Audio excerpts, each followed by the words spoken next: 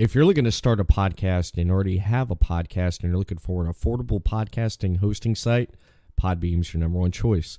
Podbean offers statistics with in-depth analytics to manage your podcast needs. Use the promo code podbeam.com/pbsignup and get a free month off. That's podbeam.com/pbsignup to get a free month off and see why 1,500 episodes have been shared all over the world in the past 11 years with over 3,000 subscribers that have chose Podbeam as their number one hosting site. Podcast City Network. Listener discretion is advised. You're listening to The Everett Lee Show. Welcome, everyone, to the Everett Lee Show podcast. I am the Everett Lee. I want to give a shout out to everyone that follows me on social media and also Podcast City Network, official host of the Everett Lee Show podcast. Before I go and get into the program tonight, I just want to take a moment right here and crack open a cold one. I want to raise a glass to all the doctors, nurses, people who work at the retail stores, Publix, CVS, Walgreens, Sam's Club, Costco, any place in this country right now. Here's to you for putting up with the idiocy of the human race and putting up with their bullshit. So I'm holding this up high for you tonight, and thank you for putting up with the human race and doing what you do for everybody. And this also goes to the ones that's not able to work right now. Don't worry. Things are going to get better. Things are looking up. So here's to you. I'll tell you, man. I'll tell you. Things are going to get better. But the show must go on. Tonight on the podcast, on the program, Everett Lee has none other right now. He's on the video chat line right now. I have none other than Pro Wrestling Magic Commentary. Jimmy Baxter is on the program tonight. How are you doing there, Jimmy? I'm friggin' fantastic, Everett. How are you doing, man? I'm great. Sorry about the little delay. When you work your butt off and you're tired, you forget things. Believe me, I know, man. I walked like 15 miles today at work, just getting the stuff going. I work at Target in my shoot job, brother. You know, so yeah. I like to get those reps in, get those steps going. Yeah, I hear you. I know how crazy it's been, man, with everything going on in the world. It's just been nonsense. It's just been nonsense with a lot of stuff going on. But things are looking up. Things are looking so much better right now. They are, which I'm trying to figure out why they're not reporting about the recovery rate in all these countries, which is doing so much better, instead of talking about the cases and death. I'm sick of death. I'm sick of death. Death. You know, if I want to hear about death, I'll get in my car and listen to Slayer. But damn right. Yeah. A good friend of mine used to say that the four most important letters in the English language are JETS. That's joints, ecstasy, tequila, and fucking Slayer, man. Fucking Slayer, yeah. That's right. Slayer. And before we get into it, man, I just wanted to say thanks for having me on, man. Preemptively, the show could go totally off the rails, and I'm already having a great time, man. I'm really looking forward to it. No problem. Anything happens when you go live here on the Everett Lee Show. Our feed on Facebook, I don't know what's going on, but on the Everett Lee Show Facebook page, it's not working right now. But at least we got Twitch going, and those that's tuning in right now on Twitch, I want to give a shout out to you right here on this Tuesday night on the Everett Lee Show. But got 2 for Tuesday, ladies and gentlemen. 2 for Tuesday. That's right. 2 for Tuesday. Definitely. But I want to roll into things here and start asking you some questions. Like Schwarzenegger says, I got a bunch of questions. I want them answered immediately, but not like that. But who's your daddy and what does he do? Basically. Basically. First off, I want to know where did you grow up at, Jimmy? I grew up in a little town just over the river from New York City called Cliffside Park, New Jersey. I went to school there. I was born in Englewood, so I'm a Bergen County boy through and through. I did spend a lot of time in Hudson County. My dad's from Hoboken, so I worked there, did a lot of construction, and just been sort of in and out of retail gigs for the last 16, 17 years. And lucky enough, I was able to find wrestling a few years back, and they embraced me with semi-barbed wire open arms. And I appreciate them. They seem to like what I do, even though I don't like what I do. So that's good. That's good. My mama always used to tell me I got a face made for radio, so I'm just trying to make that work for me. And every once in a while, people insist that they put a camera in my face. So I got to say, Mom, sorry, but I tried. It's all good. It's all good. When did you first start watching wrestling? At what age? When did you start getting into it?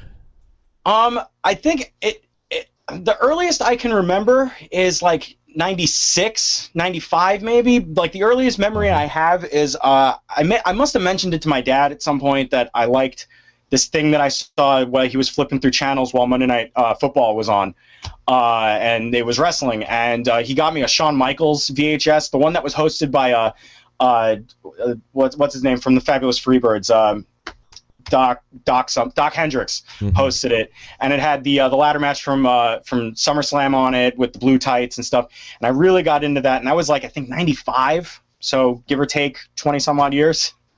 Oh, nice. Wow. But the first major memory I can remember from watching wrestling back in the day was when Austin threw the IC title over the bridge when he was feuding with Rock back in the day. Oh, yeah.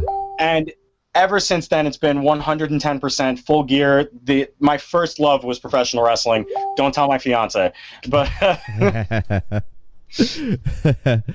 yeah, the Attitude Era was great, man. Especially with the rivalry with The Rock and Austin. That was great, and just everything that was going on during the Attitude Era, during the Monday Night War.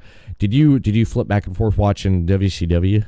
Oh yeah. I loved WCW actually for a really long period of time. I loved the stuff that they were doing in late '96, early '97, the early rise of the NWO.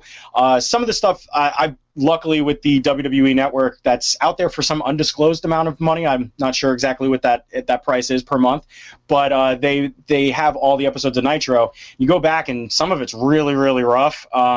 We actually, at Pro Wrestling Magic, we have a WCW alumni who wrestles for us every once in a while, Crowbar, former hardcore champion, cruiserweight champion, really excellent guy. So he's always willing to talk about those 1999, 2000 times. And it's super cool being on this side of it now, being a fan for as long as I've been a fan and hearing all the Russo stories and just what was going on and the vibe and everything. So it's really interesting to be on this side of it now. It is. It is a lot of that stuff going on, and of course, I know he has some stories to share how everything was backstage during that time and everything. I remember Crowbar, man. He teamed with David Flair. That was a unusual duo there, wasn't it? Yeah, absolutely. Yeah, he's that. You go back and you watch some of those segments that they did together with the crazy girlfriend that they had at the time, Daphne, I think her name was. Yeah. And you just see all the stuff that they were doing, getting away with, and we've been lucky enough that he comes down and he shows up at training and hangs out. He filmed a rather long interview segment with us for Monday Morning Magic with his current tag team partner, the Pain Train, Adam Payne, and that was a hell of a lot of fun just to sit there and. I don't want to say sit under the learning tree. There wasn't a lot of this is how you should do things and stuff. He was just very open to whatever we were thinking about doing. He's really just a fun dude, really just real dude. And he's just a lot of fun to be around. A lot of the guys that we work with are just, it's an absolute pleasure to be able to get to do some of the stuff with these guys. Oh, nice. That's awesome. I love that. Just getting to work and just getting to do that with such great talent. It is neat. When did you decide that you want to get into commentary? When did you decide that you actually wanted to get into the business after being a fan for so long? Well, it's a loaded question because as most of these stories normally go, is I had a friend who was already in the wrestling business. He was making his way through. His name is Scotty Ceriti. He's made his way up and down the East Coast, out to Ohio, West Virginia, places like that. And he had made some contacts and some friends through it. And he had mentioned to me that, like, you know, maybe we should start a podcast or whatever. I was living in South Jersey at the time, so he would swing through and he'd go, let's watch an old WWF pay-per-view and, like, just shoot the shit about it or whatever. And when we were doing that one week, he was just like, listen, man, I think you should come to OPW with me in Williamstown, Matt Tremont's, where now H2O Wrestling is, Matt Tremont's promotion. Mm-hmm. And he got me and my now fiance to come out and check out a no rope barbed wire match with Tremont, and I started getting into that a little bit. And little by little, Scotty Cerriti just sort of like poked and prodded. He's like, come on, man, it'd be great. You and I could do this together and stuff. And eventually I was just like, all right. You know, I knew the guys who created Pro Wrestling Magic from back in high school. Right. So I'd been to a few of their shows back in the day. And eventually we got in there, and Scotty was the ring announcer at the time. And he offered to do commentary with me. And something just sort of clicked when I got behind the microphone at the table. I grew up listening to guys like Joey Styles and, you know, Jim Ross and, you know, those kind of guys, and that Tony Schiavone, those kind of guys, and that always stood out to me. It always said something to me in my head that I didn't know what it was saying at first, but once I finally got in there and I finally decided, like, who I was going to be and what was going on, and it just sort of stuck, and now I can't imagine my life without it. Right. Yeah, wrestling it's being a fan and being in that business. It could be fun, and it's just you have so much fun there, just doing what you do and just having a good time at it. And it sounds like you had having a really good time at it. I remember we were backstage. I think it might have been between, like, an intermission, or it might have been after a show. I don't remember who it was. Somebody walked up to me and they slapped me on the back and they were like, "Congratulations, man, you're a worker now." And I never understood the term worker for, like, a guy who does what I do. Like, I'm not getting in the ring and taking bumps. I don't really like pain. I kind of bruise like a peach. I'm not really into that side of it. I tried it. I'm not very good at it. But I was always really good at talking. And I never understood the term worker for the guys who do what I do, because I never feel like I'm at work. I feel like a kid in a candy store. I feel like the guy who's one of the luckiest people in the world to talk. And I you know, it's not like, not to say that it's not paying the bills or whatever, but it's not paying the bills, and I still would do it over anything else that I do in the world, because it's just the most fun. Mm-hmm.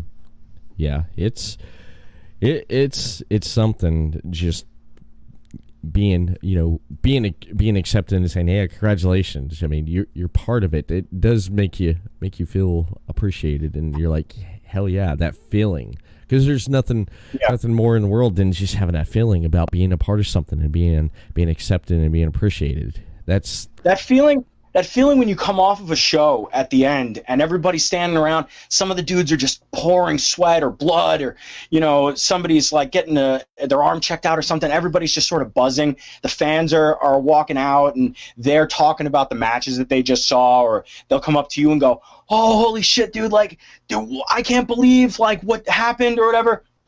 Excuse me, sorry. It's a really cool feeling. And actually today I got spotted by somebody while I was at my shoot job, and they were like, "Oh my God, Jimmy fucking Riot." Because my character's name is Jimmy Riot. It's how I get away with saying terrible things about people that I actually really like in person. Yeah. And it was a really cool feeling, and I'm sort of still buzzing about it. That, like, we started this show on YouTube about 18 weeks ago. Joey's gonna kill me, but 18 weeks ago, called Monday Morning Magic, and we sort of host it inside the world of the Pro Wrestling Magic Kingdom, where everything happens and everything takes place. And just that's, I think, the thing I'm most proud of, is that, like, they make me put on this, you know, stupid little suit and tie, and I host it. Primarily it's me, but Scotty Cerriti hosted an episode. Our ring announcer Shane Fair who is, ladies and gentlemen, if you haven't heard of Shane Fair, do yourself a favor and just look up anything he's ever done. He's hilarious. He's one of the funniest guys I've ever met in my life. And it's an absolute privilege to do this thing that I'm lucky enough to do. Nice. I love it. I love it, man. That must be fun trying to get everything together and stuff, and putting together a show on YouTube and stuff. Now, how's that been with having a show on YouTube and just like the hits? You getting a lot of hits there? Yeah, I think we've had some episodes get above 2K, 2,000. I think 2,500. I think maybe one has nearly 3,000. I try not to pay attention to it too much because when I'm looking at the camera and stuff, I like to believe I'm talking to a million people just in case. But you know, like when we do stuff like this, or I'm doing a podcast, I'm not just having a conversation with the person, with you, for example. I'm talking to the people who are in the Twitch or leaving comments or anything, because I do it for them. Like, right. Yes, it's a great privilege that I get to be able to be in this business and do great things, but I love hearing from the fans who come up to me and go, "Oh my God, I heard you screaming and yelling about this guy going through a table or a door or whatever, and or them landing on the Legos and whatnot." Like, and it's just it's so much to put into words. But Monday Morning Magic has been an absolute gift that we get to do. We do it. We film, you know, once a week or sometimes twice a week. Sometimes here at my apartment or out in the world, or at the Pro Wrestling Magic Kingdom in Richfield Park, New Jersey, where we do all of our monthly shows. And we have something coming up, obviously. We had a show that was supposed to come up, but because of, I don't know if you know this or not, but there's this like thing going on right now that makes people not be able to leave their house. Yeah. So so what we're doing is we're going to film a little thing with me and Shane where we are running down the top 5 Pro Wrestling Magic matches of all time that we haven't posted yet. Because we did post a whole bunch on the YouTube page, and actually the best part about having so much footage to go back with is that I get to call all those matches in post sometimes, or it's my commentary partner Mark, and we have people like Keith Lee, and I think Tommaso Ciampa wrestled for us one time a bunch of years back, and to be able to go back and watch the evolution of the company from where we started out to where we are now, and be able to call it from today is just. There's just so much about it that's just so interesting to do. Yeah, that's amazing. I love that. I love that. Especially Keith Lee, Tommaso Ciampa. Oh, God dang. One of the matches we released recently was Keith Lee versus Cody that we had at the Pro Wrestling Magic Kingdom a few years back. Really? Yeah, Keith Lee versus Cody. We had JT Dunn versus Cody.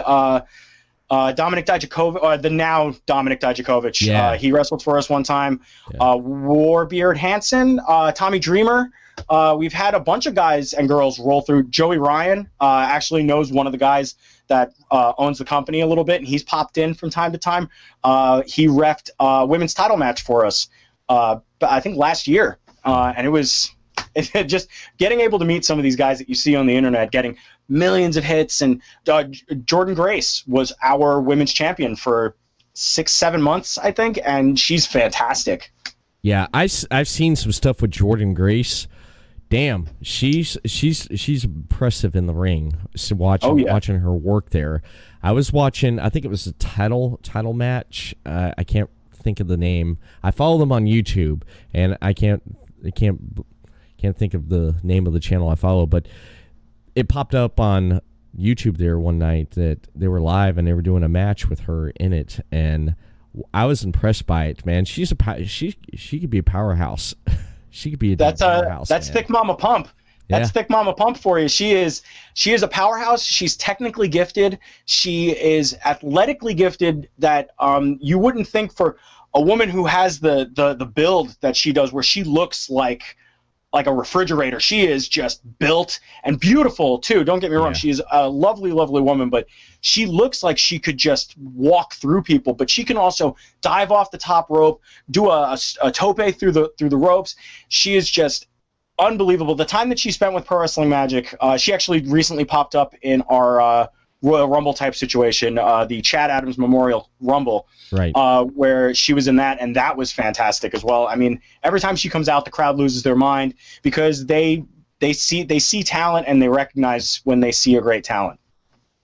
Yeah, she's a talent. She's someone to watch for, and I wouldn't be surprised if she popped up on one of the two promotions. And And her work in Impact has been great. I mean, Impact, say what you will about Impact TNA Wrestling, the Owl Wrestling organization or whatever, but her work over there has been great. The stuff Joey Ryan is doing with Impact is really interesting, like a modern day right to censor.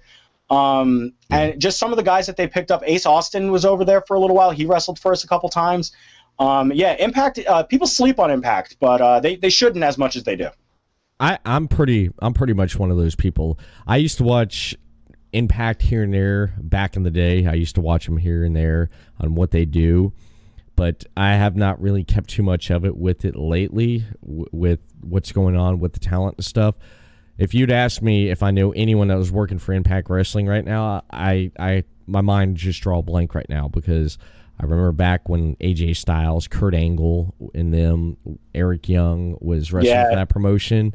But now I have not kept up too much with it. And I say to myself, I should just go back and just see what's going on with the promotion. I know Kim Shamrock's back in that promotion. Yeah, he did a match with Joey Ryan a little while back that was billed as the world's most dangerous man versus the world's most dangerous manhood. Yeah. And just on that alone, I'm like, okay, Impact, you guys know what you're doing. Don Callis, I think Matthews, I'm blanking on the other guy's name. Sorry if you're watching this or if you hear about this, but that commentary team is really fun. They're not my favorite, but they are really fun. They did a whole episode around Thanksgiving where they totally just took the piss out of NWA Power.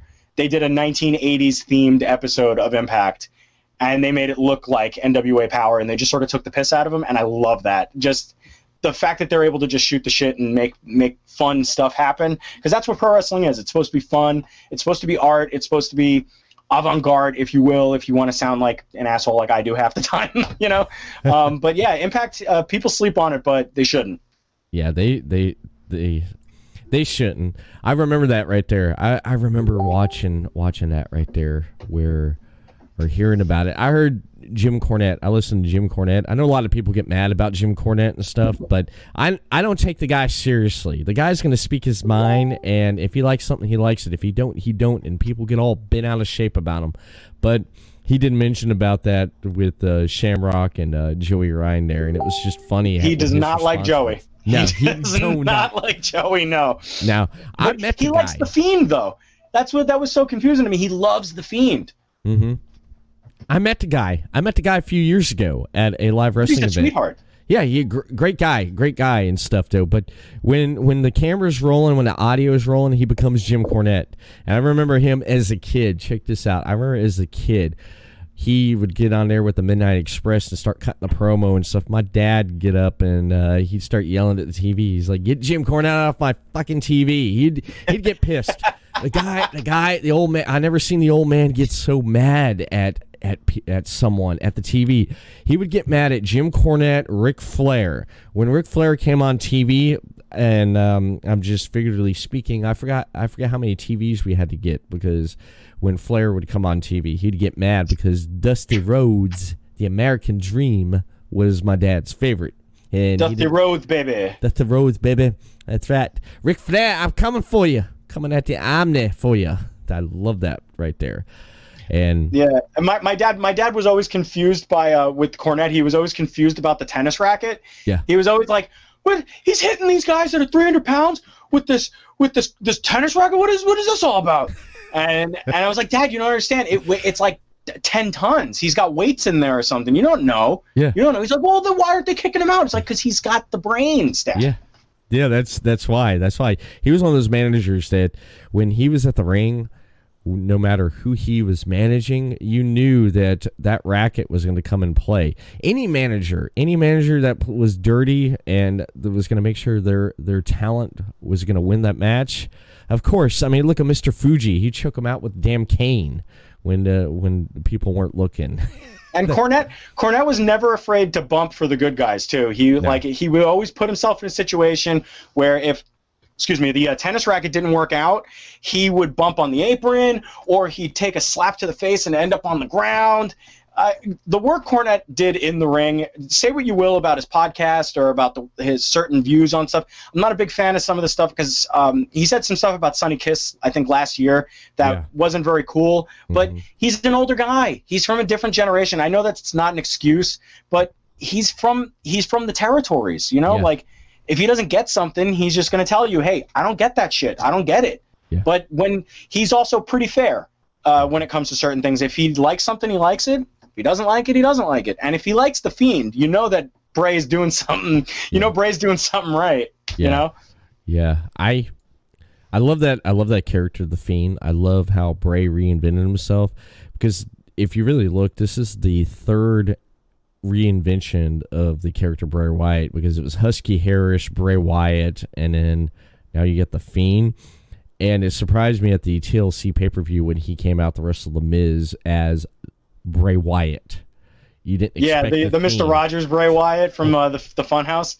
Yeah. Arguably, I'd say it's the fourth because when he was with Woken Matt Hardy, he ended up in the Lake of Reincarnation, and he came out with the classic, like the butcher gown, and like he was sort of doing like early 2014, 2015 Bray Wyatt stuff. When he was still like in the rocking chair, and before he did the whole he's got the whole world in his hand thing with Cena and Roman and stuff. So arguably it's 4, even though that one with Matt Hardy was like a little less of a reinvention, more of like a twist on an existing character. But yeah, Bray Wyatt's fantastic. I mean, the in-ring work could probably be a little bit more smooth, but he makes up for it with the character stuff, and I think it's one of the best things going. He really don't need to really do too much. I mean, look at Undertaker, for example. Look at this guy. This guy comes out to the ring in his entrance. He has that big entrance and everything that he does. When he comes out with that entrance and he comes in the ring, the expressions on his face and everything, and then he'd hit a few moves, and then that's it. And then he'd walk off. He don't need to do too much. He don't need to do a lot or too less. It's just about right. And with Bray, that's about the same thing. The character's already over. He get out there and do the mandible claw and put an opponent out and walk off. There you go. That's pretty much it. Everyone's gonna eat that shit up. That's how it goes. And there have been a few bumps in the road with The Fiend. Obviously, the thing with Seth Rollins didn't exactly work out as planned. Right. Arguably, with Seth Rollins, the match that they had in Saudi Arabia was significantly better than the Hell in a Cell match, which was one of the worst matches of all time. I think we can agree on that. Yeah. But I still can't forgive The Undertaker for a couple of years ago, though. Quick story. I had a bet going with Scotty Cerriti. I bet him that it would take longer for The Undertaker to walk to the ring during his entrance than the Brock Lesnar and Goldberg match from that year. Right. It was 35 or 34. And I was off by 15 seconds, and I owed Scotty $20. And Undertaker, Mark, if you're listening, if you're watching, I expect that $20 bill in the mail. Please and thank you. Don't hurt me. That's great. That's great. I love that. Yeah, I got to see Undertaker 2015 SummerSlam. Me and my wife went up to New York, and I got to see him live. I got to see that entrance live after all these years. And just like Paul Bearer said, it gave me goosebumps watching this guy come to the ring. And that's when he wrestled Brock Lesnar in the main event, and that's when it was the rematch from WrestleMania that year, right? Mm-hmm. Yeah, that's when they had that controversial finish where they rang the bell and everyone's booing and stuff. But I was there that following Monday night. Me and my wife, we bought the SummerSlam package, and I got the chairs. I got 2 chairs. Oh, that's awesome! Yeah, I got the 2 chairs. And we also attended Monday Night Raw. I know the episode, it's where Sting but came back, and that's when... Was that the one where he was under the as they lifted up to do the statue for Rollins? Mm-hmm. Yeah. And then he was just under there with his paint was all fucked up for some reason. Like, what were you doing under there? You know? Yeah. Yeah. But it was great because it was funny because when they were taking that thing out, because I was right there in the crowd, and I'm on the hard cam side because I can pull up the episode on the network, and I'm like, there I am, there's my wife. And while everything was going on during like the commercial and while they're setting up everything, bringing that out, and people in the crowd were like, they're like, is there someone underneath there? I think there's someone underneath there. And we're like, nah, it can't be. It's probably a statue or what. But a lot of people in the crowd were like, there's someone underneath there. It's not going to be the statue. That's what we all thought. So we're sitting there. We knew it wasn't going to be the statue, but who the hell is going to be underneath there? And that was the same night where I got to see Braun Strowman debut with the Wyatt family. This guy comes up out of the ring, and which you don't hear on TV, which was live, was we started screaming, who are you? Who are you? And we didn't know who the hell this guy was, because we couldn't hear the commentary. We're sitting there watching it live. We're watching it live like everybody else in that arena. But being at a live wrestling event is totally different, the feel and everything, compared to watching it on TV. Have you been to a lot of live wrestling events like WWE or anything like that? Yeah, actually, I went to a SmackDown in 2000. I went to a Sunday Night Heat back when they were filming at WWF New York, which was super cool. Michael Cole and Taz big leagued me, though. They didn't say hi. I was like, oh, hi, guys. And they were just like, no, and like walked off. So you guys, watching you. Yeah, I went to that SmackDown in 2000, the Sunday Night Heat, and then I went to, unfortunately, Backlash 2017 in the Prudential Center. Yeah. Or was it 20? It might have been 2018. 2018. The one that was headlined by Samoa Joe and Roman. For some reason, the one where people were walking out, I was one of those people. Not gonna lie, because that pay-per-view was garbage, except for the opening match with The Miz and Seth Rollins. And when The Miz was coming out, I was coming down with beers because I was like, oh, the show's gonna start, whatever. So I was walking down with beers, and then all the lights went out for the. Can we please have quiet on the set? Can we please have quiet on the set? I almost fell down a whole row of stairs with the beers, but I made it back to the chair. Everything was fine. And then I was supposed to go to Blood and Guts tomorrow night in the Prudential Center again for AEW. Right. Super, super stoked for that. And then, of course, the coronavirus happened. Yeah. And they're not doing that. But they're going to be back there in July. I haven't got a refund for my tickets yet. I might still go to that. I'm not sure. I don't know. I'm kind of up in the air about it. Depends if we get that $1,000 check or not from the government. That's going to decide whether or not I get my refund. But yeah, and that was going to be the next one I was going to go to. And then obviously, I've been at 100 or so live wrestling events for smaller companies. Right. I love how AEW did their last week, their live show there. Yeah. With the crowd. They kind of took what WWE was doing, have been doing with Raw and SmackDown, but I love the elements of having like MJF and Shawn Spears gambling over their matches. $200. I better not lose $200. You better win this match. Just something like that. It gave it more of an incentive and made it much better, because I felt that during that week, AEW, like them or hate them, they knocked it out because it felt more. They had that thing that they showcased that WWE was missing for those like almost 2 weeks at that time now, and I feel that they pretty much made that. And plus, on top, I mean, you had Brody Lee debut, and you also had a lot of people kind of knew broken Matt Hardy was coming to AEW, because if you look, you think about it, man, the last time ever anyone's actually seen Matt Hardy on WWE TV, Randy Orton put his ass out.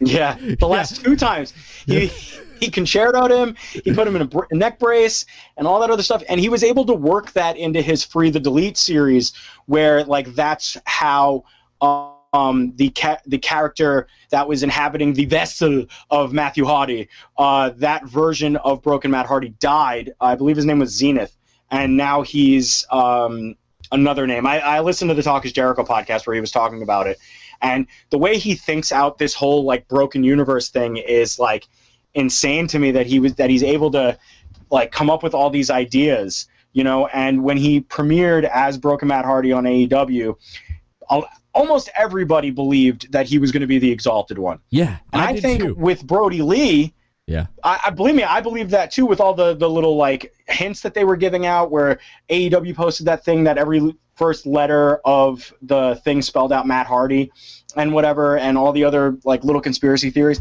I think Brody Lee being the Exalted One leaves way more open to the imagination for like in-ring stuff, because Broken Matt Hardy is more of a character, because he's getting to be 45, 46, I think now. Yeah. And he even admitted it on the Jericho podcast, where he said, I had to adapt my style.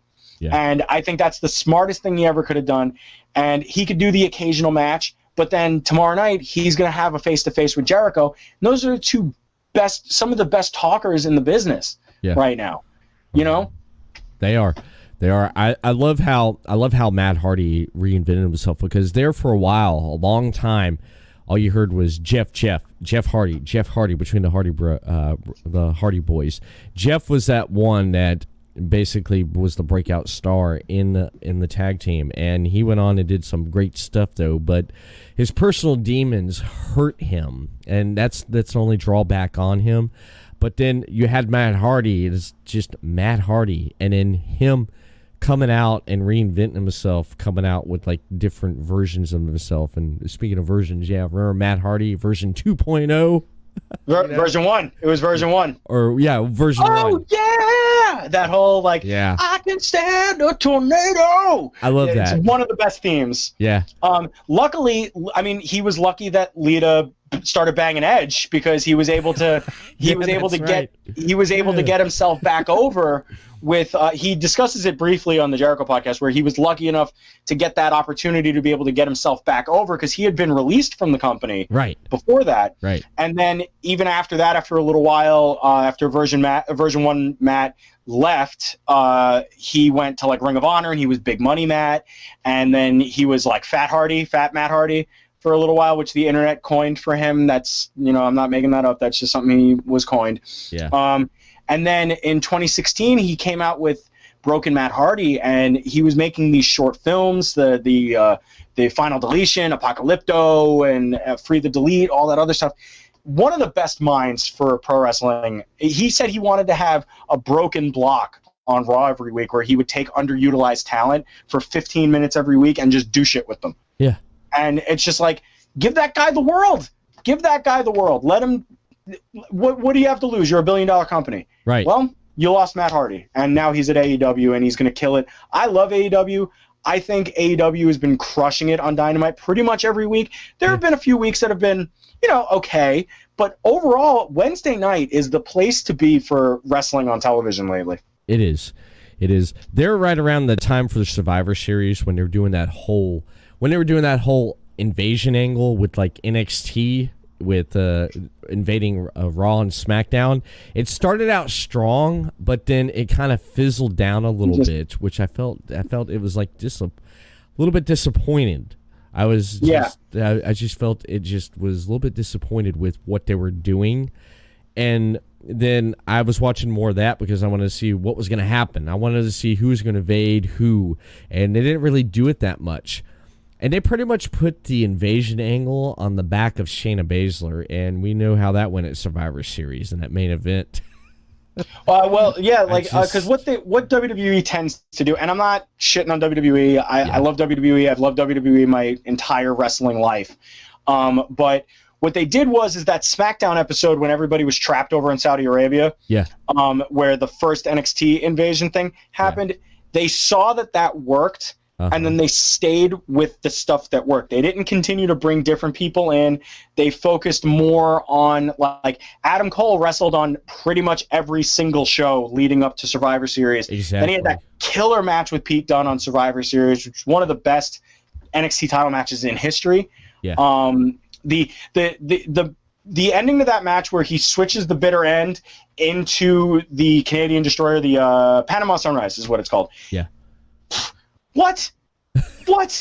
Like, I mean, Adam Cole, I believe he might have been like pretty high up on the PWI from last year, because He wrestled on every single show. He wrestled Daniel Bryan. I mean, that match was insane.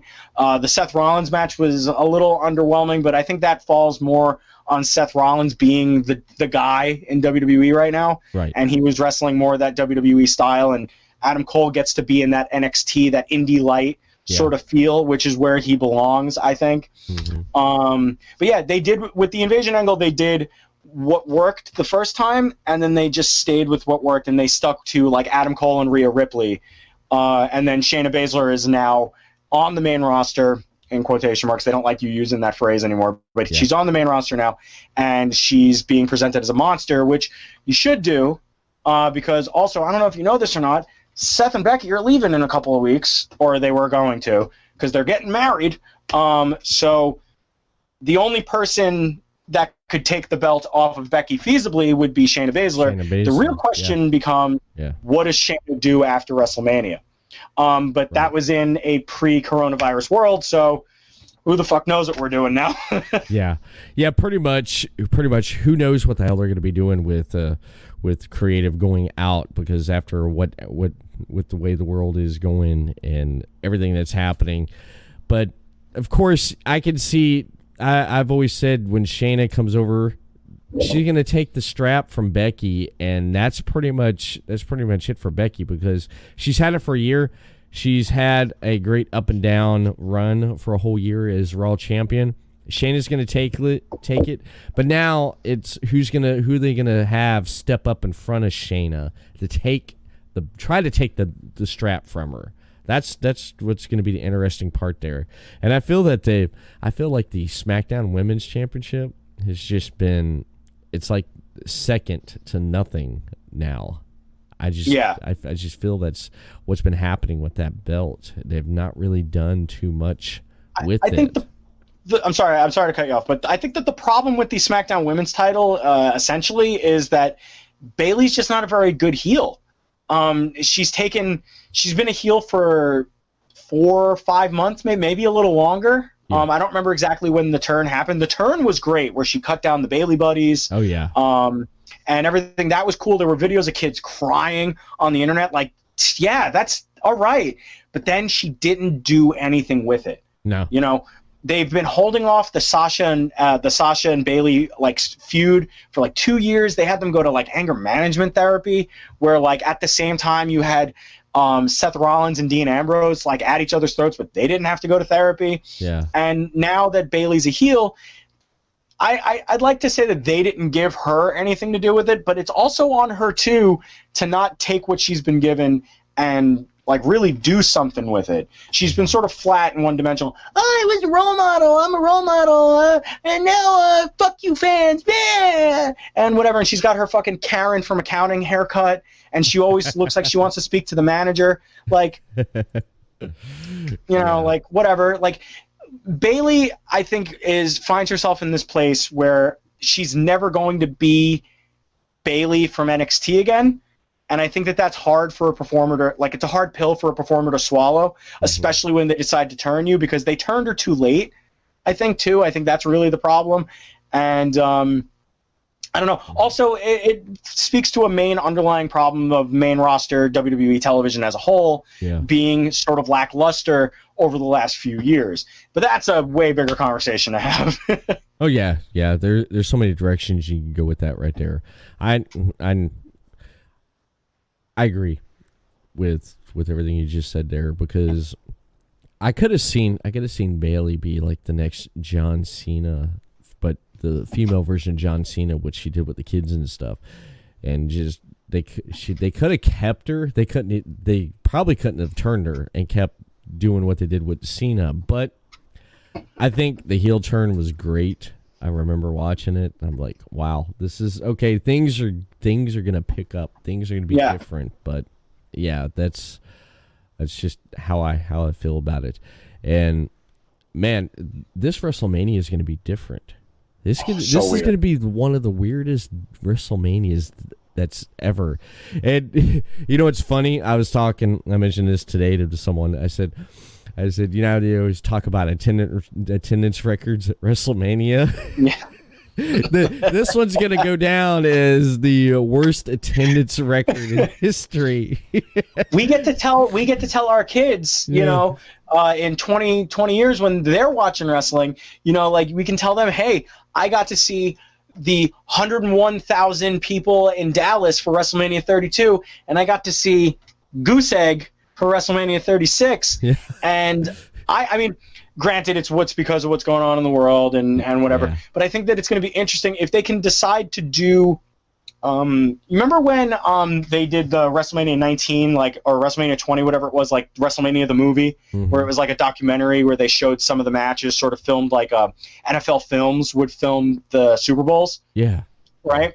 So if they did something more like that, where they made it more sort of like a film, you know, like leaning more towards that side of things, I could see that would be kind of interesting. But based on the TV that they're giving us, it doesn't look like they're really trying to take any chances. Like they're just trying to get the shit out. Yeah. Like they're just trying to go, we're just going to wade through this. We're just going to get through it. And in 6 months, when this is all blown over and we're at, when we're at SummerSlam, we're going to be back to, the biggest fucking show of the year and everything's going to be huge and all that other stuff. And then this will sort of try and get erased and pushed to the back burner, because if anyone's good at rewriting their own history, it's WWE. And again, I'm not shitting on them, but they do forget things. Like, remember King Mabel? Yeah. No, you don't, because they never fucking talk about him. You know? Exactly. They do kind of treat like their fan base is squirrels almost. But that's another topic, another discussion for another time. Oh yeah. This is why Rogue Opinions goes 3 hours when I'm on the show, because I just ramble. I just hit like things as they come along, you know? Right. Talking about the like the only audience they have is the commentary right now on Raw and SmackDown, and that's basically all they're going to have WrestleMania. I want to just add this, and before I jump into asking another question here, it'd be funny if they come out and says this year's WrestleMania attendance record is just a joke about it. That would they released a shirt on WWE.com that says I wasn't there on it. I haven't seen that. Really? It's on WWEshop.com. If you guys haven't seen it yet, it's been floating around the internet for a couple of days. WWE actually released a shirt that is the WrestleMania pirate logo, and then on the back it says I wasn't there, because nobody's gonna fucking be there. I'm sorry, WWE shirts have been okay as of late. This is a home run. Yeah, this is a home run. This is I probably might have to end up right? Getting one. It's the coolest shirt. It's the coolest shirt.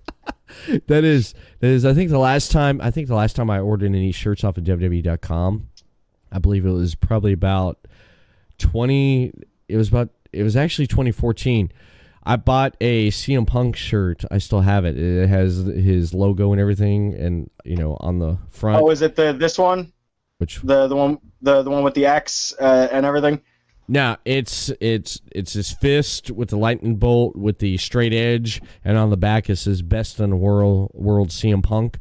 And then I bought my wife a Daniel Bryan shirt that says "Yes, yes, yes," and on the back it says Daniel Bryan, the red one.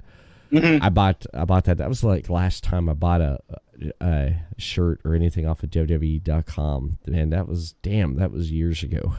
I have this affinity for buying T-shirts when I go to concerts or anything. So when I went to Backlash, I was going to buy a Happy Rusev Day T-shirt. Unfortunately, those sold out. So I got the Daniel Bryan the Yes is Back shirt from when he first came back from his retirement. I like that shirt. And then, of course, I got the UE shirt, the big black and gold with the logo on the front. It says CFOs on the back. And yeah, it's just some of their shirts are cool. A lot haven't been. yeah, they really haven't. I know there for a while. The Fiend, his merchandise, man, damn, that was selling really, really big. And even the lantern with the face of his former, with him being Bray Wyatt, that was selling like for quite a bit of money. But damn, people were buying that shit up. The belt was $6,700. God dang, and people bought it. Yeah. People bought it. Yeah, people buy that stuff. People buy that stuff, which is ridiculous. Yeah. And it was an ugly fucking belt too. It was just gross. But I didn't like it. Hell, someone threw their money down for it, right? Someone threw their money down for it. Like if you had something and you were hot, and like I'll put myself in the same boat. We put something out there that someone's like, oh man, that's, and then but someone out there's gonna be like, and a bunch of people are like, hell yeah, throw that money down on it and just buy it. You know, that's just, it's crazy how that works. Oh yeah, if somebody asked for it, I don't know, I'd get like little pieces of like parchment paper and do like ball prints in ink on paper if people would pay for it. I don't care, because at the end of the day, you got to make that money. Got to be able to get to the next town, brother. Exactly. You know, you got to make those towns. Exactly.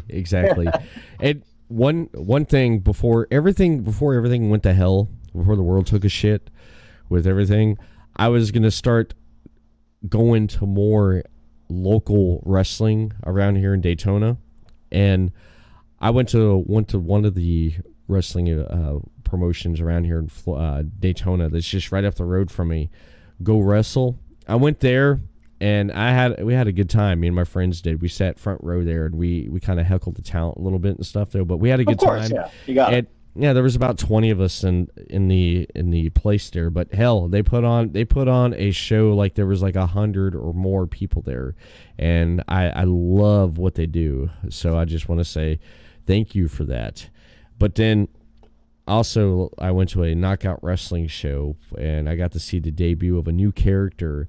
And I'm looking at all this stuff, and I'm saying to myself, the way I feel about big companies like WWE and like in AEW and NXT, I said, I need to start supporting more of what's around me. And I'm like, you know what? This is going to work out great. And all of a sudden, just like the world was like, I'm like, shit, really? I was like, you had to pick the time that I was going to go out and be more supportive of what's going on around me. Because I know so many people that talk about, yeah, this is happening in my town. I support this, I support that. And I said, you know, I want to do that more for me, because I feel like I don't do that much. And when I get the opportunity to, then all of a sudden it's like, damn, I can't do it now. I gotta wait though. But it's gonna happen. Promoting and supporting local wrestling, because I don't know if you've seen this. Someone put this up on I think it was on Twitter or Facebook. They said people would complain, or they'd spend money on a ticket to go see Raw or SmackDown and then buy that merchandise, but then when it came to going to an indie show, paying the price for that and buying the merchandise, they bitch about it. But it's also better price than what you would do, you know, paying for like a WWE ticket and stuff, and the entertainment and the value and everything of it is so much better, you know? Yeah. I think the problem with that is that some people really enjoy that big budget, like McMahon style or AEW style big budget like flashy wrestling.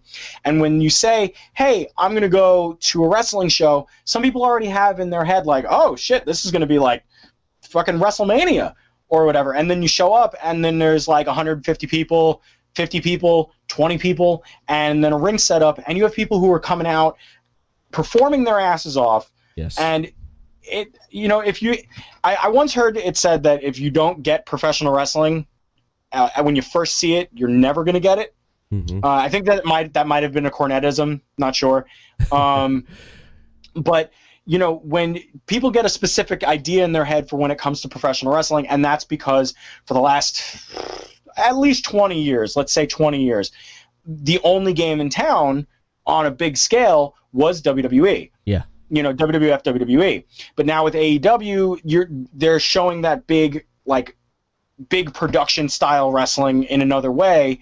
But then also you got to try and not forget about the little guys who are doing, like us at Pro Wrestling Magic. Down in Florida, they have Fest Wrestling, where guys like Effie are like, they are independent wrestling right now. Effie, Warhorse, Danhausen, Nick Gage, like those kinds of guys, they're out there killing themselves every single week in front of 150 people, 50 people, whatever it is. And they deserve just as much of attention, if not more attention, because WWE and AEW are going to be fine. Yeah. Let's be real. They have TV deals that are worth millions of dollars.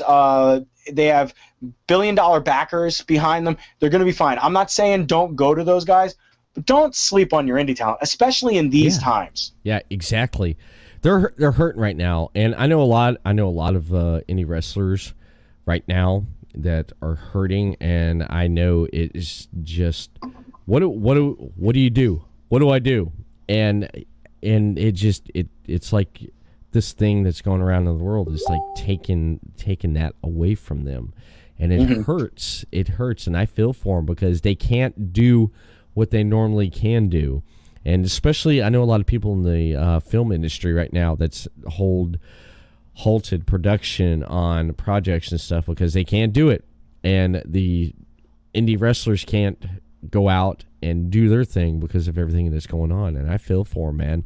But things are going to get better. Things are going to looking up, and with the recovery rate going on with everything, it's going to take some time. And when everything gets back to normal or above what it was before, hell, we're gonna have a hell of a time watching these guys put it all out there every weekend, and it's gonna be great. Yeah, more often than not. Yeah. No matter where you live, I mean, even in Ohio now, like I used to work for a company in Ohio where there was very little professional wrestling going on in Ohio. A lot of those guys like Ace Romero and Sammy Callahan is from out in Ohio, and they would have to travel to the East Coast to wrestle. Yeah. And now Ohio sort of has like a burgeoning thing going. Florida is a hotbed for indie wrestling because the Performance Center being down there. And New York is obviously a great area for professional wrestling. Rhode Island is insane. The whole New England area, Los Angeles, pretty much everywhere you are or close to where you are, there's going to be some wrestling going on. And when we are able to get back out in the world and when we can start seeing these shows come back, listen, I don't care if you don't go to Pro Wrestling Magic. You're mistaken, quite frankly. But wherever you are, if you are near a show that's going on, go and check them out. Or go on ProWrestlingTees.com and search up an indie wrestler you only may have heard of. Look at their merch. Buy some of their DVDs. Some of these guys press their own DVDs. Yeah. Like I know one of my buddies in Brooklyn right now. He's the inventor and the king of no ring, no rules death matches, Casanova Valentine. He's one of the coolest guys in the world, and he has a DVD coming out for the best matches of 2017 that he had, and he has a bunch of t-shirts online. Hit these guys up. MV Young is another guy. MV Young is pressing his own shirts. He's got a Patreon. He's got an incredible following. Effie is indie wrestling right now. Go and seek out these guys and throw if you can. I'm not saying to give them your last $20. That's the last thing I'm asking you to do. But if you can, throw these guys a couple bucks so they can pay their bills, so they can put gas in their car and go entertain you and your family when we're able to. Right. I can't wait to get in front of these people again and give all of my friends because they're not just fans. They're friends to me. They're family. These people that watch the same things I watch all the time. I can't wait to go out there and hug my family again. That's the message that I want everyone to get from this at all, is that I can't wait to see you guys back out there. And I hope that you guys come and give us a little bit of love too, because we're all hurting right now. But you know what? The second we heal up, the second we're able to, we're going to come back out there and we're going to be bigger, better, faster, and stronger than we ever were before. I can drink on that, man. Thank you. I finished my beer, so I'm not even through my first one. I still got another one sitting there.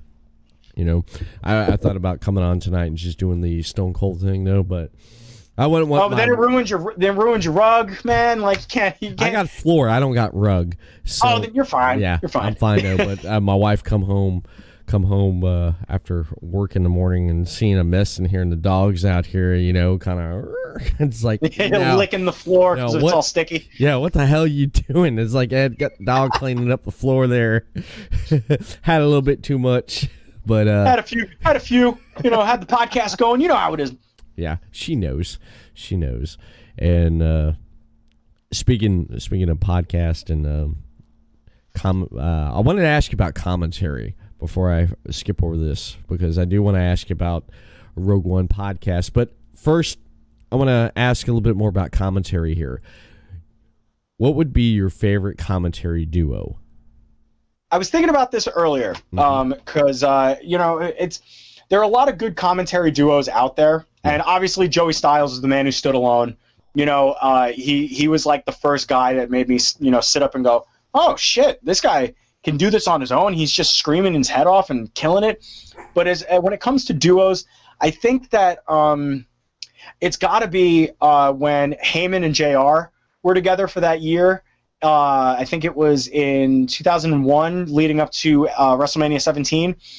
They're great, but they weren't together super long. So I have to actually give it to Tom Phillips and Corey Graves on NXT. That couple of years where it was just the two of them together. And they were just out there every week, every takeover. Corey Graves was the color guy. Tom Phillips was the straight man, the play-by-play guy. And I remember watching some of those takeovers going like, I can do what Tom Phillips is doing. I want to be that guy because that guy is really, really fun and really, really cool. And then Corey Graves with his whole like, shut up, Saxton, and like all that other stuff. He was hilarious. He's been sort of watered down now that he's on the main roster and whatever the case may be with that. But Tom Phillips and Corey Graves, I think they're up there for me as far as duos go. Just like the two-man booth. And I'm a firm believer in a two-man booth over. And I think it would be cliched to say King and JR because King and JR they're the gold standard, But when it comes to duos, I think more recently, Tom Phillips, Corey Graves, I think those guys absolutely friggin' murdered it every single week. Okay. That's nice. I do remember watching NXT with Tom Phillips and Corey Graves. I thought that was amazing, and they didn't have them together that long there because Tom Phillips went and started doing other things though. But it was that duo was pretty good, because just like you said there, like the stuff that they did was great there. Incredible, yeah. I had to say my favorite duo of commentary would have to be Gorilla Monsoon and Bobby Heenan, man. Oh, classic. Yeah, yes. Absolutely. Yes, the barbershop, man.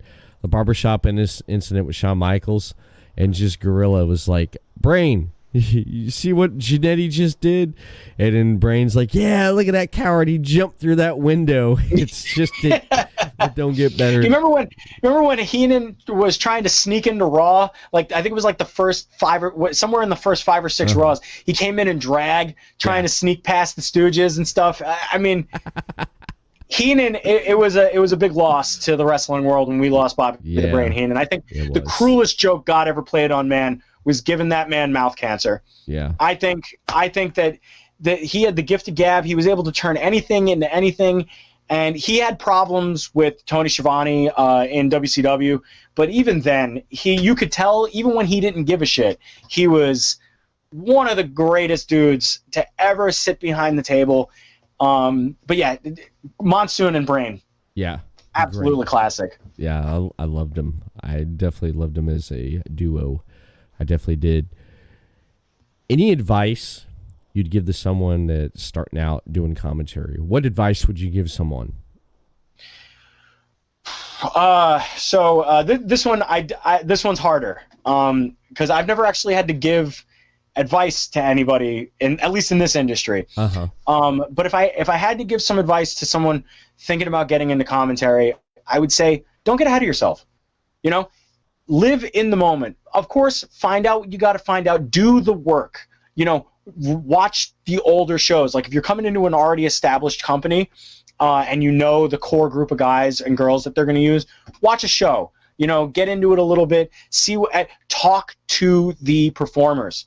Get there early. Do the necessary work, but do not get ahead of yourself. Stay in the moment as much as you can while still trying to do the work. I know it's a little convoluted. It's a little, both sides of the fence to give, but I think when you're at the shows, because I usually try and get to the shows a few hours early at least, but I usually work on show days and then I go right from work to the show. But when I'm able to get there at like noon and I can be there for like 4 or 5 hours with the guys and film promos and talk to them about stuff, it's always I remember talking to Killian Murphy, the Irish shooter. I remember talking to him and I said, hey, is there anything in particular that you want me to pay attention to? Like, I know that your finisher is this, and this is where you went to school, and you're good at suplexes and whatnot. And he goes, oh man, thank you. Yeah, I started doing this lariat, and I'm calling it the boyo. And I'm just like, oh, cool. Because when he hits that move, because he's planning on hitting that, peel the curtain back a little bit, he's planning on hitting that move during the match. Right. So when he hits that move, and sorry to the people who are listening on headphones, but when he hits that move, and you can go, boyo! On commentary, and you see the crowd pop, and you get that feedback on the table as well. Yeah. You got to do the work, but you got to stay in the moment. I can't even tell you how many times people have come up to me and they were like, dude, I was way in the back of the room and I heard you like scream out lariato when somebody got hit with a lariat. Like, that was insane, man. Like, that really made me feel like I was sitting at home with my buddies watching a pay-per-view. And that's what it's about. That's what it's about. Yeah, you may be screaming into a microphone. You may be on a live stream, and I've done internet live streams before. I've done I was on Fight TV with Uncanny Attractions. It was half drag show, half wrestling show. Oh wow, incredible. Yeah, it was an incredible thing. It was the night before WrestleMania last year, and I had performers coming up to me. I happened to work with Joe, I'm going to screw up his last name like I always do, Deborowski from Future of Honor. And I worked with him for the first time. And when we got off of the live stream, he was just like, man, dude, you have like such an energy through this. And I was screaming through. I had done 3 shows that weekend. My throat was barren. I was like this. Like, if you go back and watch the main event of that show was Casanova Valentine versus MV Young. And I know both of those guys personally, so it was a great pleasure of mine to be able to call that match. But I'm like this the whole time. I'm screaming through blood. Like, blood is in my throat and everything. But I'm giving it my all. Give it your all. Do the work. Stay in the moment. That's it. That's the advice I'd give. I like that. Thank you. I just sort of went with it. Yeah. Well, yeah. You have to. You have to just go with it. You definitely have This to. is why they pay me the medium dollars to sit behind the table, ladies and gentlemen. I don't know how to shut up. It's all good. Rogue Opinions podcast. I listened to the Kayfabe Court one about the went back and listened to with the AEW title disappeared. I was laughing my ass off on that just because it was such a great episode. Oh, and the group chat, the day Jericho lost the belt was just like, guys, oh my god. And Rogue Opinions is a bunch of guys from the UK and me. So yeah, go ahead, finish what you were saying, but I'll get into that in a sec. Yeah, I was listening to that, and I just love the responses. I forget the guy. He said, "Yeah, when I searched Jericho, what came up was like fat and heavy and stuff." I was just laughing because I was like, "Wow!" Because it's funny because what you search and put in on the internet, it's something pops up that you don't expect. You're like, "That's the first thing that pops up." Come on, that's just nuts. That's nuts, and. I thought it was really good in how each person gave their take on who took the belt, and I loved that. I did jump on to listen to newer episodes, and you're pretty much on and off on that podcast, pretty much. Yeah, that's mostly due to my work schedule, and with the time difference as well. The UK is like 4 or 5 hours or 6 hours ahead. Of us. Yeah, it's totally different. So if I get out of work at like 6 o'clock my time, it's like 11 o'clock at night to them. And these guys have regular jobs, so like they can't be up. They are sometimes, and I'm eternally grateful to Nathan Greenaway, Scott McLeod, Rahul Asnani, Anthony Fitzpatrick, all those guys, Carlos, just a bunch of different guys who are over there who decide to stay up and podcast with me into the wee hours of the morning for those guys. because that's the only reason I don't get to be on as much as I would like to. But Rogue Opinions started out, we were at another podcast. We were at the Rope Break podcast with a bunch of guys from the Inside the Ropes fan community on Facebook. If you don't know what Inside the Ropes is, it's a Scottish-based wrestling podcast. Kenny McIntosh, Sandra Ruth, Wessel Dyke Reinstein, they all do a bunch of stuff from the UK, Ireland, UK, and America. There's a fan group for them on Facebook. We all met through there and decided, let's try and do some of that. Me, Nathan, Scott, a few of us were with Rope Break, and that sort of started to fall apart. So Nathan hit me up one day after we had done some stuff for Rope Break, and he's like, hey, I was thinking about maybe doing something a little different. Maybe get out from what we're doing at Rope Break and sort of go, because I made a kind of I was not a big fan of Nia Jax at the time, let's say. And I made a couple of off-color comments and got kind of yelled at for it because I don't think before I speak, obviously. So, and that wasn't the reason I left. If just in case any of those guys are listening, that wasn't why I left. I left to have more control over what we were doing. And then we decided to start Rogue Opinions, which it was Nathan's brainchild. Nathan and Rahul and Scott and a bunch of those guys, they decided to bring me on with them, and we brought over our idea for what we call Kayfabe Court, which is essentially we take questions from inside the realm of wrestling and we keep it kayfabe. So when we ask questions like, what was in Shane McMahon's lockbox before WrestleMania 32? And if you want to hear the answer to that, I'm not going to tell you now. Go over on the Rogue Opinions podcast feed. Check that out because it's not what you think it is. We asked the question, what is The Rock cooking? Who stole the AEW title? Who started GTV?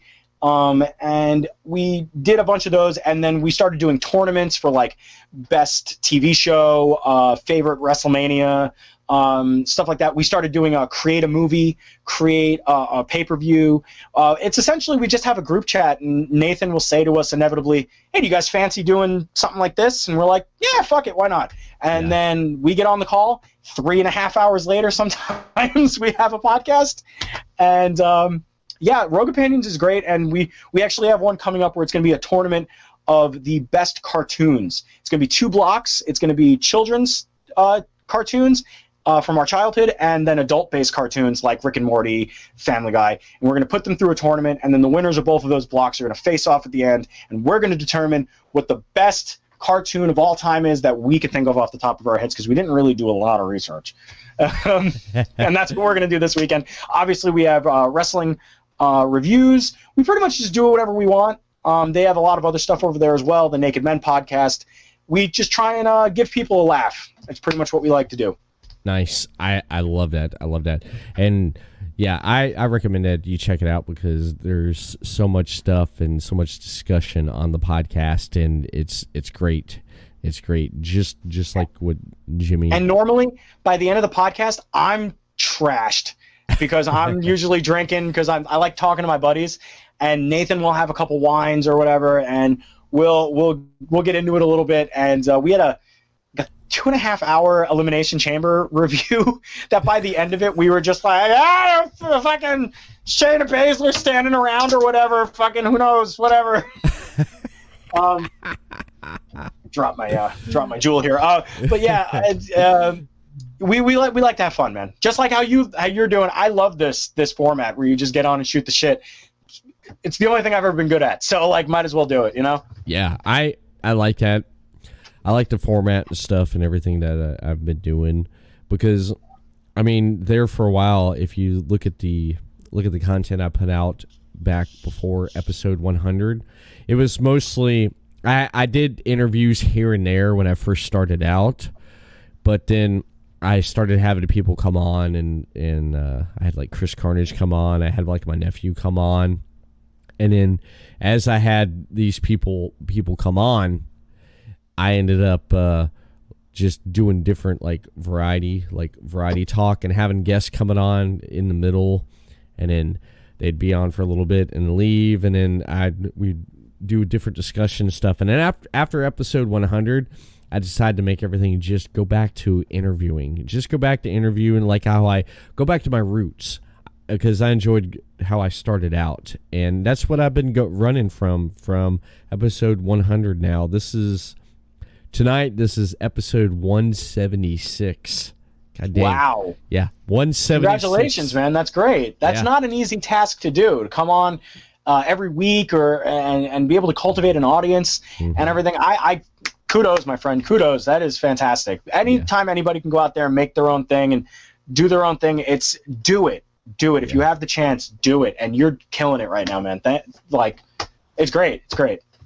And speaking of fan base, I do want to mention this here. My Twitch has been going off here, and I want to give a shout out right now, real quick. Damn, so many people has followed Podcasting Network on Twitch here, and I could say that David Wallencheck, I want to give him a shout out. Johnny Westcott, Kyle Blizzard, Allison Mave, Russell Popcast, AJ Harp, Garrett Adams, Eric Olson, Jake Carnage, Matt Grafer, Kim Bethos, Anna Zane, Jimmy Baxter, Brian Driggers. This is all within a minute ago that's followed. I suck at names. If I missed, if I skipped over your name, the people I can't pronounce, thank you for following Podcasting Network on Twitch. Josh Lampherd, Amy Renee. You know any of these people? Because pretty much I'm terrible with names. Like I'm better at faces. I run into so many people. I work in retail, so I see like a billion faces a day. I hear 100 names a day. I'm awful at names, but thank you guys so much for coming on. And if I do know you guys, come up to me at the next show and be like, how do you not know me, bro? Come on. Slap me around a little bit. Yeah. It's what it is. So. All these people here, I want to thank you. Thank you for following Podcasting Network on Twitch right here, man. It's just amazing, man. Just looking at all these people here, these names here. Amber Sperling, Bernie Hall, just all these people who just followed just here within the last few minutes. Thank you for following Podcasting Network. I just want to throw that out there. And thank you for tuning in and listening here tonight on the podcast. And I haven't mentioned nothing on the chat tonight. Deathmatch Wrestle Podcast. You said hello. Hey, Russell, my boy. Yep. Hello, Everett Lee and your guest, Jimmy. And yes, woohoo, 176. Yep, I'm excited as much as you are, dude. So shout out to Deathmatch Wrestle Podcast. He's hanging out in the chat here tonight. And then just, it's great. It's great. I mean, things are looking up. Things are positive. And just shooting the shit with Jimmy Baxter, Pro Wrestling Magic Commentator. And this is a question that I ask all the time, and I'm still going to ask no matter what's going on in the world. What upcoming projects you have? If it's just, what do you got coming up, or what do you have planned that you plan on doing? We'll just say that. Just, what do you got? What do you got in the works? Well, as far as Pro Wrestling Magic goes, I'll start there. We have on the 28th, I believe that's this Saturday, instead of us being able to do our upcoming show Cheers, a place where everyone knows your name, plugs, we're doing sitcoms this season, and it's been pretty great hearing those sitcom intros at the end of the shows. But instead of that, because we can't have the show, obviously, we're doing Jimmy and Shane's top 5 Pro Wrestling Magic moments ever. Of course, matches that we haven't shared yet before. We have an incredible list set up. Shane and I are going to be popping in with our 5, 4, 3, and 2, and 1. And we're going to count those down on Saturday night at 6:30 p.m. on the Pro Wrestling Magic Facebook. And, just on the Facebook page for now. Hopefully we'll be able to upload that to YouTube later on. We had our first special, The Roaring Twenties, air on YouTube. That was an entirely brand new concept of a wrestling show, totally shot in black and white. And it was a lot of fun to do that. But as far as upcoming, we always have stuff in the works. The main guy behind that and we talk about it literally every single day. So we're always thinking of matches to put up, different segments that we can do, more stuff of me sitting near a TV screen talking about Pro Wrestling Magic. And then, of course, with Rogue Opinions, we have the cartoon tournament that we're going to be working on. I think it's this weekend, but there's always stuff popping up over there. They got the Banter Munich podcast. We got the Naked Men podcast. We got just pretty much anything that you can look for. And if you go and follow us at Rogue_Opinion on Twitter, give us some suggestions. Let us know what you want to hear. If you want to hear this conversation between me and Everett again for a second time, but over on Rogue Opinions, let us know. I'll call this guy up. We'll do it all over again, buddy. I'll even get the guys from the UK. We'll get these guys in here. Hell yeah. Pro Wrestling Magic's the same thing.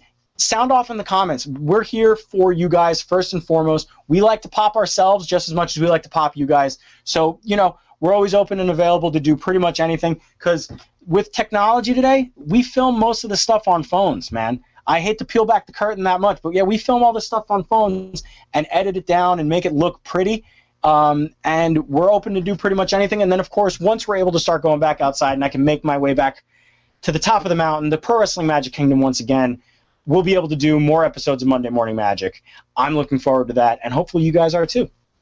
Nice. I love it. I love it here.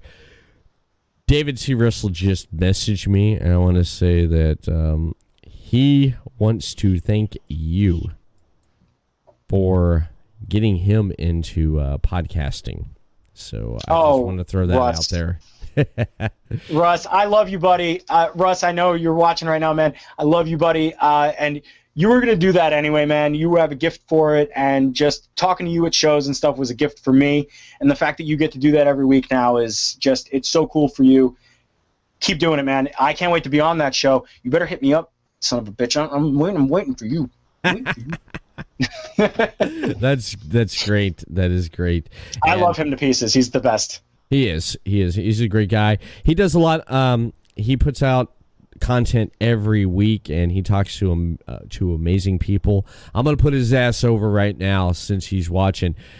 Check out Deathmatch Wrestle Podcast on Podcast City Network over on podcastcity.net. So be sure to do that. Hit it, Bam. That's what he says in the chat there. Nice. I love him. Yeah, I love it. I love it, man. I definitely love it, though. But I do want to say this. I do want to apologize for some reason Streamlabs not multi-streaming this episode on my Everett Lee Show Facebook page, but I will upload this onto the Everett Lee Show Facebook page so you can check it out later or at your convenience. So it's there whenever you want to watch it.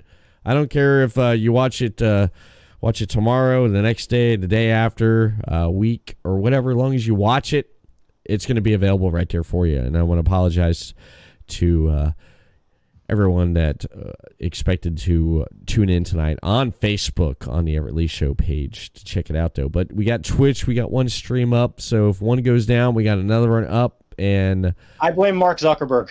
You blame Mark? I blame Mark Zuckerberg. It's his fault. He didn't want this out there. He didn't want this going. But you know what? Twitch saved us. And we're here. Yes. Pretty much the stream tonight here didn't kind of go like, pretty much like crappy.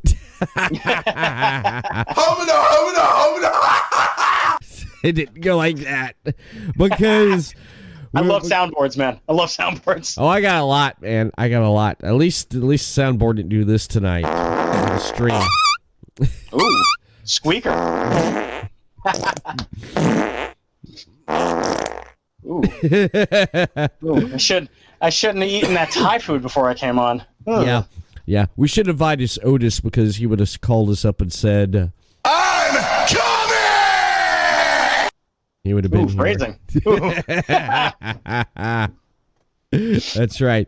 At least we had about a 33 and third chance of actually getting on tonight. Steiner math. Excellent.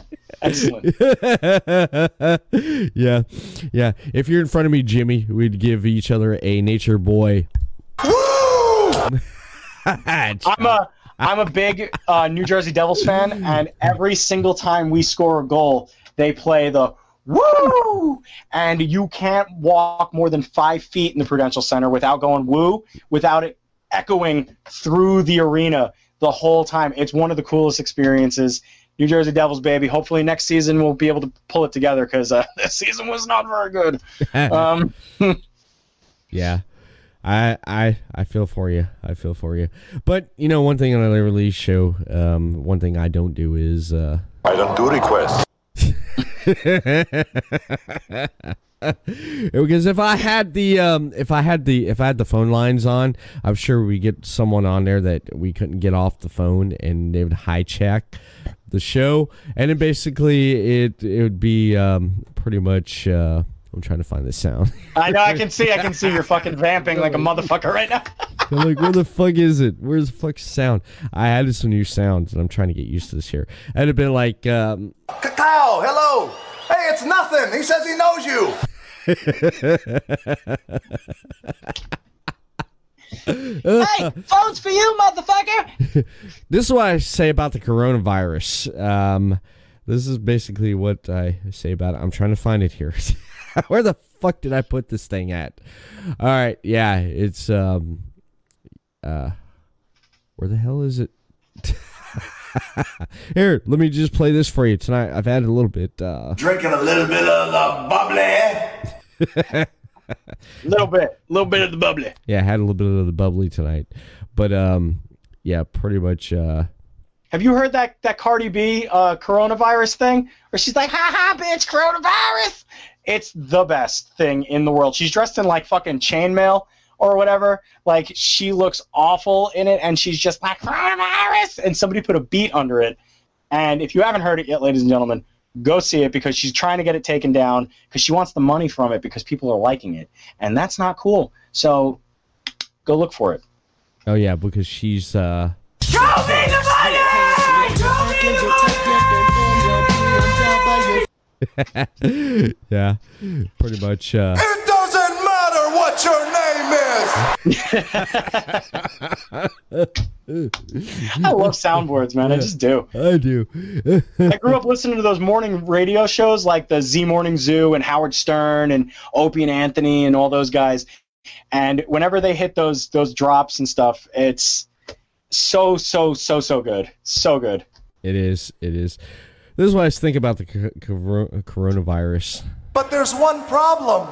Everybody still thinks that I absolutely suck. Great. Absolutely great. Yeah. But at least everyone came on tonight, and we were like... Gentlemen, let's broaden our minds. A little bit here in the pro wrestling talk here on the Everett Lee Show, and Jimmy Baxter of Pro Wrestling Magic Commentary.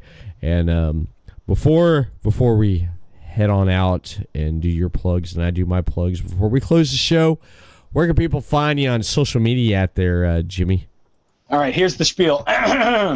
You can find me over on Twitter at Mr. Riot. That's MRRI0T, because I played Counter-Strike as a kid. Sorry. Then you can also find Pro Wrestling Magic at Wrestling Magic on Twitter. Also the Pro Wrestling Magic Facebook page. I'm always lurking in there. And also go and check out Rogue Opinions. Rogue_opinion on Twitter. That's where I'm at. And I want to point this out real quick. These guys back here, if you're not listening to Streetlight Manifesto, you're doing yourself a disservice, ladies and gentlemen, and you need to listen to them. They're good Jersey boys, and they're rocking their asses off. They got the horns going and whatnot. But remember, Pro Wrestling Magic, first and foremost, baby. Jimmy Riot. I'm always on the commentary table, and you can see this ugly mug on Monday Morning Magic. Nice. Thank you. Stop it. Stop. Please, sit down. I'm a simple man. Meat and potatoes. And as always, I didn't know you could squeeze that whole audience into that room in there, man. You're doing great. I can. Podcast City Network Studios, Podcast City Network LLC is right here. Are they practicing social distancing? Is that what? Are they sat 6 feet apart? Yeah, I make them, because if not, then I kick them out. Yeah, there you go. Got to follow the rules. Flatten that curve. Yep. Wash your goddamn hands. Yep. Yeah. If you're gonna wipe, make sure it's the left hand, not the right. Left hand, and always go front to back, never back to front. Don't want to do that. Fuck your whole day up. Exactly. Exactly.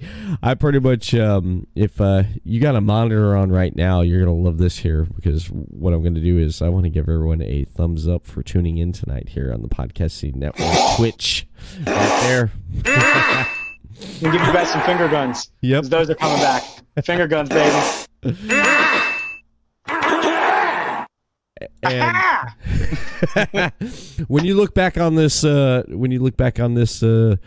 after this is done and over with, you're gonna laugh at this towards the last of the part of this here. Oh, I'm sure. Yeah. If I haven't gotten the devil horns or anything, or like a big like a dick coming at me at any point, please don't do that. Facebook hates me as it is. But no, do it because it's funny. I don't give a shit. It is funny, ain't it? Just make sure I'm cradling the balls, because if you don't cradle the balls, you're not doing it right. Cradling the balls. Oh man, that is just nuts. That is nuts. All I gotta say is that I'm thankful and happy that everyone got to watch and listen to this podcast tonight. But before we go, I do want to mention that not that right there. That's from another podcast. All right, here's the right screen right there, ladies and gentlemen. You can follow more Everett Lee Show over on podcasting.net, over on Podcasting Network, your top source for independent podcasting. Follow them on Facebook, Podcasting Network, and send them a tweet over on Twitter at PodcastingNet. Subscribe and follow Podcasting Network on YouTube there, on the YouTube channel, Podcasting Network, and right here on Twitch, twitch.tv/Podcast City Network. And of course, you want more Everett Lee? Well, you got Everett Lee over on Facebook, Everett Lee Show. Give a thumbs up. And over on Twitter, at the Everett _Lee. Instagram, Everett Lee Show. And audio portions of this podcast and previous release podcast, head over to on the YouTube channel, Everett Lee Show. Stitcher Radio, iTunes, and iHeartRadio, and Podbean for your audio podcast of the Everett Lee Show. And before I do leave, all I just got to mention is that, with everything that's going on, it kind of just wanted to make me just rant on and stuff, because I got some stuff I got to rant about with the coronavirus. And before I do really get into that, Stop! Why? I just don't get it. I always catch you fuckers watching this sick shit. This is sickening. Okay, that's my producer saying I gotta wrap it up. I do want to thank Jimmy. We're out of time, people. Baxter. We're out of time. Yes. I do want to thank Jimmy Baxter for coming on here tonight on the Everett Lee Show, and that is it for the podcast. Thank you, Everett. I love you and appreciate you. Thank you so much. You're welcome. I'm gonna hit this outro music, and we are out of here. Everett Lee signing off. See you next week for an episode of the Everett Lee Show.